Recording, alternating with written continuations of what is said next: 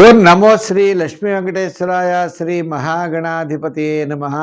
ఉగ్రం వీరం మహావిష్ణుం జ్వలంతం సర్వతోముఖం నృసింహం భీషణం భద్రం మృత్యుర్నమామ్యహం. ప్రేక్షకుల నమస్కారాలు తెలియజేస్తూ ఈ వారం రాశి ఫలాలు జూలై 19 నుంచి జూలై 25 వరకు ఉన్నటువంటి గ్రహాల యొక్క పరిస్థితిని అనుసరించి మనం రాశి ఫలాలు తెలుసుకుందాం. అయితే ముందుగా మనకి ఈ 19 నుంచి 25 లోపల ముఖ్యమైనటువంటి పండుగలు చూసినట్లయితే 25వ తారీఖు తొలి ఏకాదశి అవుతోంది.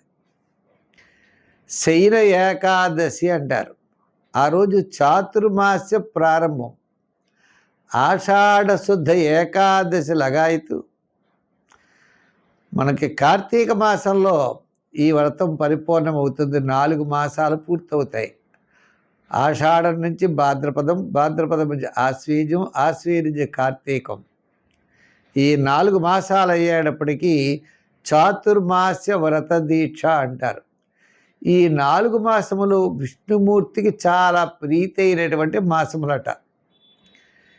ఈ చాతుర్మాస్య దీక్ష వహించేవారు ప్రాతకాలంలో స్నానం చేసి ఒక గదిలో స్వామికి మండపం ఏర్పరిచి విష్ణుమూర్తిని పెట్టుకుని అఖండ దీపారాధన 4 నెలలు పెట్టుకుంటారు.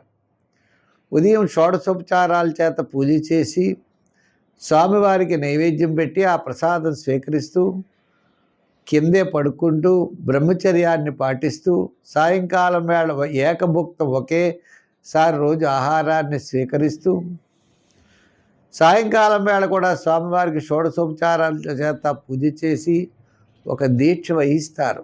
ఇది చాతుర్మాస్య వ్రత దీక్ష అంటారు. ఈ 4 మాసాలు ఆ స్వామిని ధ్యానం చేస్తూ ఉండాలట. ఇది అయితే ఈ వారం మనకి మీనరాశిలో శని, కుంభరాశిలో రాహువు, వృషభ రాశిలో కుజుడు, రవి, గురులేమో కర్కాటక రాశిలో, మిథున రాశిలో బుధుడు, శుక్రుడు, కేతువు సింహరాశిలో, చంద్రుడు కన్యా, తుల, వృశ్చిక రాశుల్లో ఈ వారం చంద్ర సంచారం ఉంటుంది. మిథున రాశి.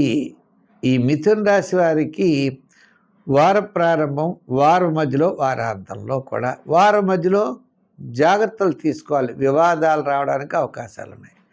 వారం మధ్యలో కార్యజయం, ఆర్థిక లాభం. వారాంతం అనుకున్నటువంటి పనులన్నీ కూడా మీకు లాభిస్తాయి.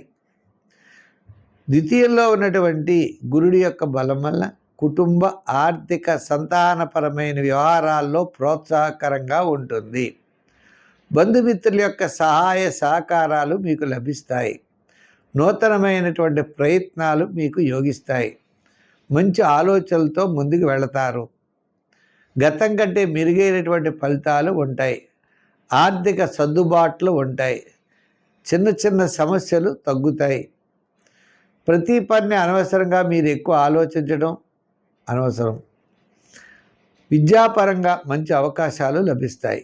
రాజకీయ పరంగా కూడా మంచి గుర్తింపు ఉంటుంది.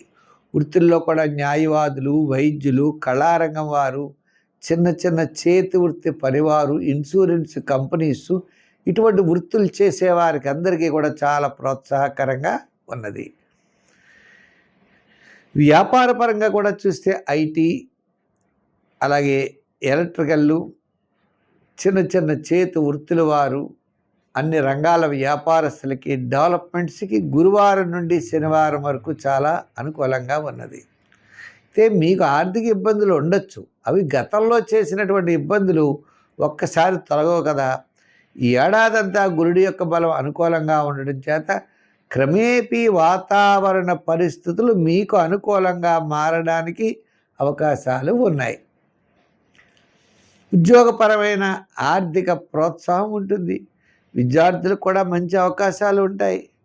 వృత్తులు చేసేవారికి కూడా గతం కంటే ఇప్పుడు చాలా ప్రోత్సాహకరంగా ఉంటుంది. ఇన్సూరెన్స్ చేసేవారికి, లోన్స్, ఇటువంటి సెక్షన్లో కొన్ని వాటిలో ఉంటారు. వాళ్ళకి తప్పకుండా అనుకూలంగా ఉంటుంది.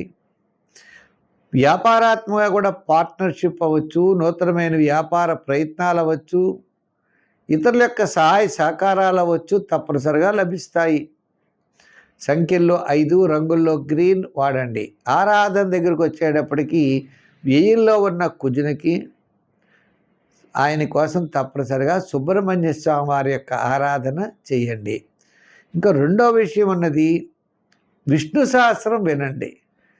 విష్ణు సహస్రం, విష్ణు యొక్క ఆరాధన, వెంకటేశ్వర స్వామి వారి యొక్క ఆరాధన, చలివిడి వడపప్పు పానకం నైవేద్యం పెడుతూ స్వీకరించండి. తప్పకుండా మంచి ఫలితాలు ఉంటాయి.